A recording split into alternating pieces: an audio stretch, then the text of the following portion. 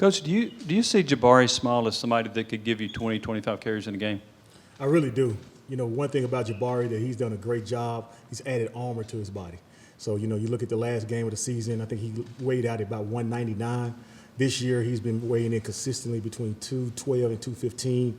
And, like, that just going to help him down the road. As we get into games down the stretch, like, being able to finish games is what we've been talking about. So the increase in carries should really help him a ton. The added weight should help him a ton to try to increase his carries. And that's one of the things we've been really focusing on with him in the offseason and obviously in fall camp is just trying to make sure that you understand how to finish the practice.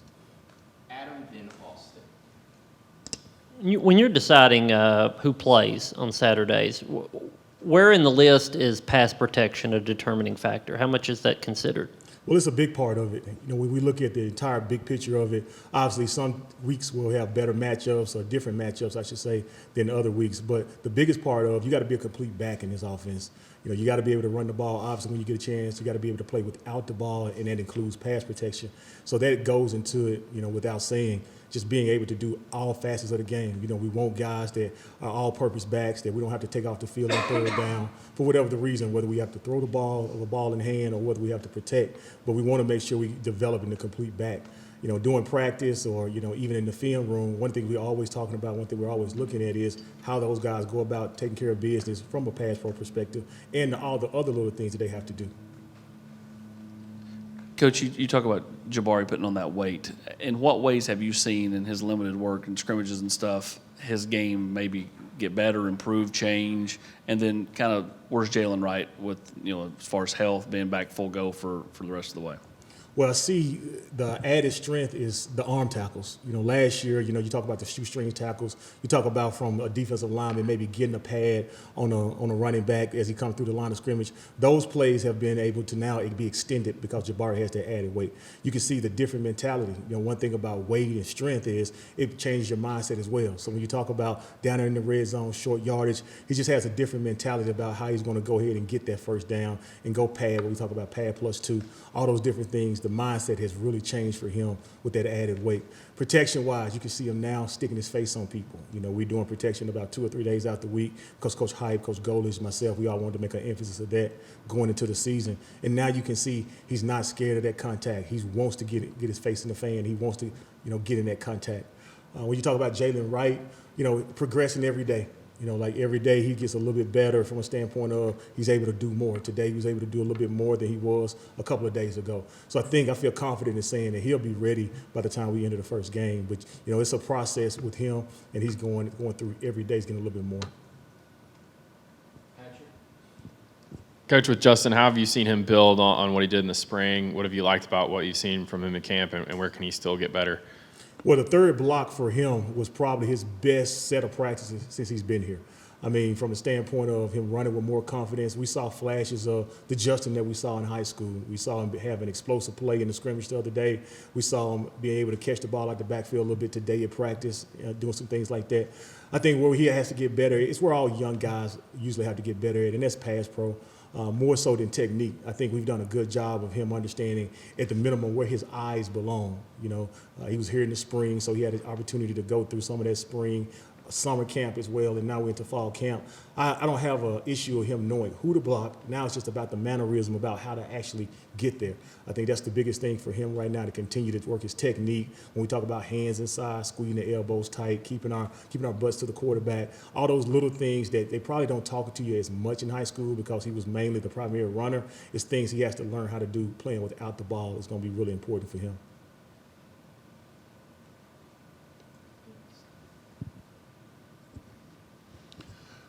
I know Dylan came in a little bit late in the summer. Can you give us a breakdown of his game and your expectations of him?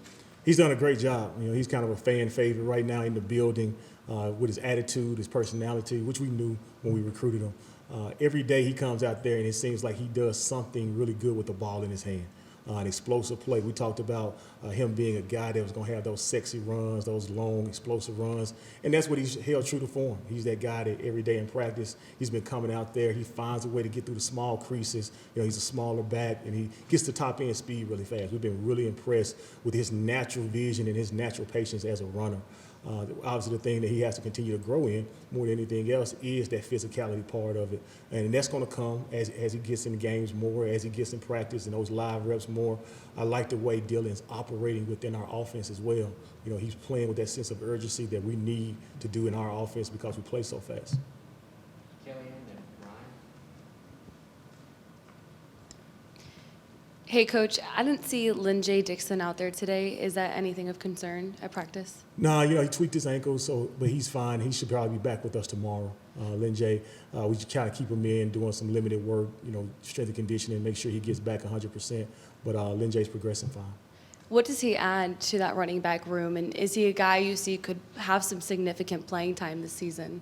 You know, really still early to say right now. You know, we're glad to have him right now. We're happy that he's here in the building and learning and progressing each day. The biggest thing, Lynn-J, you know, is 23 years old, and you know he's played a lot of college football. You know, he's had success on a high stage and at a high level. So really just excited about him learning and progressing throughout the weeks. And I think that's one thing, you know, making a commitment to making sure that he's understanding what to do and how to do it. You know, we'll see how he goes and how he learns and progresses throughout the rest of camp. Do you have a kind of a good feel for how you want to handle the rotation in the backfield? How many guys would you ideally like to play, and is there a certain number of carries that you want to limit Jabari to? You know, do you kind of go in with a target goal for not overworking him, I guess? You know, we really never know. You know, the biggest thing is we're always trying to do a great job of making sure we monitor those guys during the course of the game. If a guy gets a hot hand, obviously we potentially want to stay with them. If a guy is going into a lull, we want to make sure we get into rotation. So I never really go into the game saying, hey, this guy's going to play 15, 20 snaps or whatever it may be. It's more about like how they progress throughout the course of the game. Now we do enter the game saying, hey, this guy's going to, you know, basically be the 1, 2, 3, 4. However, the depth chart hits that week, depending on how they practice, obviously. But you never really know until you really get into the flow of the game. I will tell you this, you know, Jabari has done a good job of trying to get his body right so he can finish games more than anything else. Wes and Jimmy. When you talked about Jabari adding that weight, was that something that after last season y'all went to him and said, hey, we'd like you to do this, or did he come to y'all and say, hey, I want to do this? I think it was mutual. I think he saw what he needed to do to get better as a player.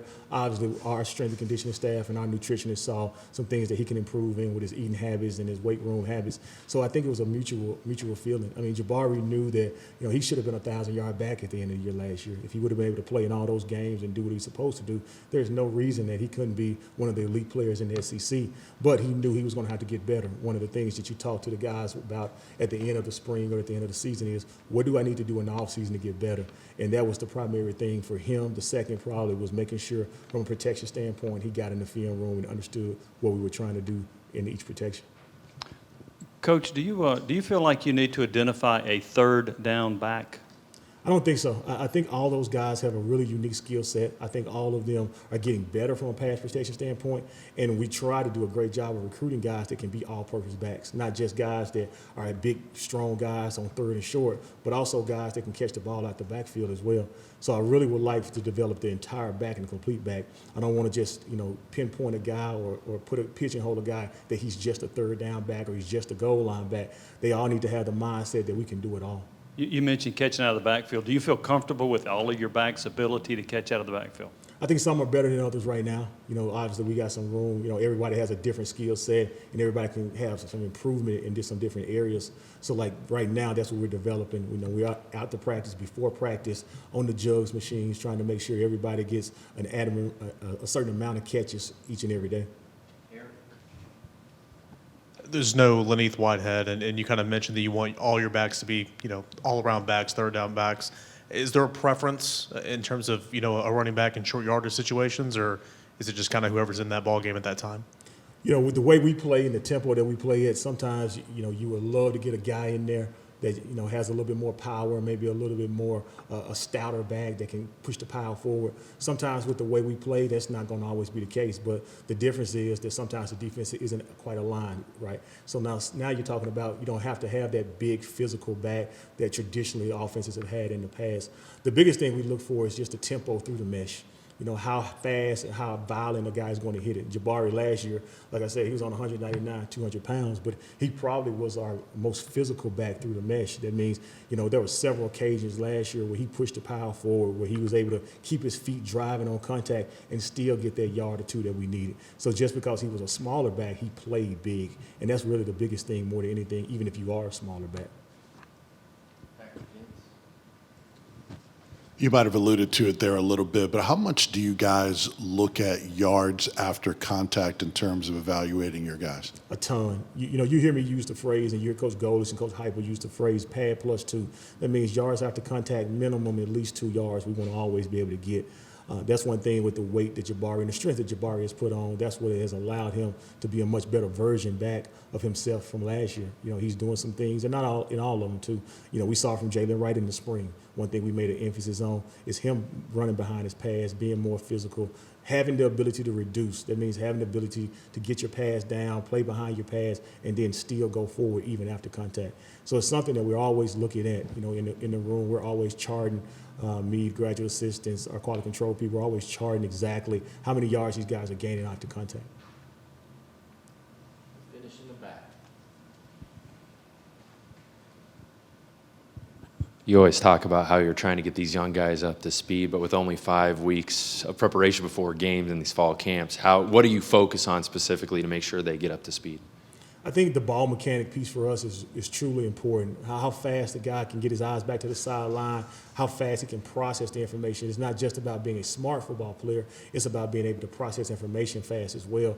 Because when those signals come in from the sideline, you got to be able to get your cleats in the ground. You got to be able to execute at a high level while still playing with the fundamentals. So some of those things from a standpoint of just understanding plays-wise, like what those guys are supposed to do. One great thing in the luxury that we had, all those guys were able to be here the first and second session of summer school. So, they got a dose of the installation in the summer school sessions, and then now they're getting basically a repeat of the installation now in fall camp, which has allowed them to really understand the system. We always tell them, if you don't understand the plays when we go into fall camp, it's going to be very hard for you to get on the field and very hard for you to play at the level that we need you to play at. So that's what those young guys, Justin was here in January, Dylan came in May, and it's kind of a fish to water right now. These guys have been really playing fast, really playing hard. We spent little time talking about the actual what you're supposed to do, and now we can get in really the nuts and bolts of the fundamental piece of the smaller details of what they got to do.